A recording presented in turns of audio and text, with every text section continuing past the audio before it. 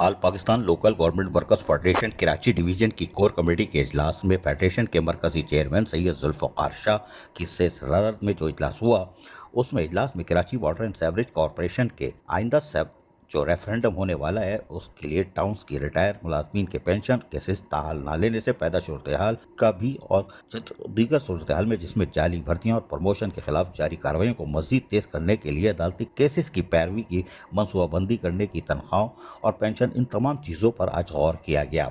और तफसीली तौर पर जहाँ गौर किया गया वहीं फैसला किया गया वाटर कॉरपोरेशन के रेफरेंडम में हम ख्याल यूनियन से इत्तेहाद करके रेफरेंडम में हिस्सा लिया जाएगा। हतमी फैसला यूनियन की जनरल काउंसिल करेगी। फेडरेशन की तमाम यूनियंस रेफरेंडम में यूनाइटेड वर्कर्स यूनियन की मुकम्मल सपोर्ट करेंगी। टाउन्स के रिटायर मुलाजमीन की पेंशन केसेस ना लेने में ताखीर के खात्मे का लाएअमल तय किया गया।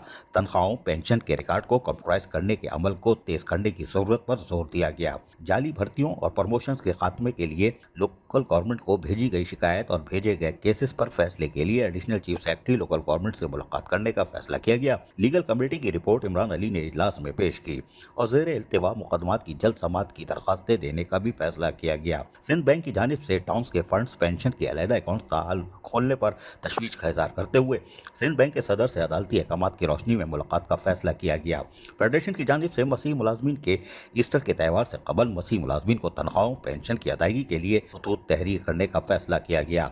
इजलास में राजा आसिम शहजाद, इमरान अली, इकराम खान, इजाज वली, मोहम्मद नज़ीर, रेहान काजी, अब्बास अहमद ने शिरकत की, जबकि सलीम माइकल एडवोकेट और नदीम शेख एडवोकेट ने व्हाट्सएप वीडियो कॉल पर इजलास में शिरकत की। अजीज आरिफ, KBS बल्दियाती न्यूज़ कराची। ऐसी ही खूबसूरत वीडियोस फ्यूचर में हासिल करने के लिए रेड बटन पर क्लिक करके और बेल आइकॉन को प्रेस करके हम सबके सब्सक्राइबर बनना मत भूलिए।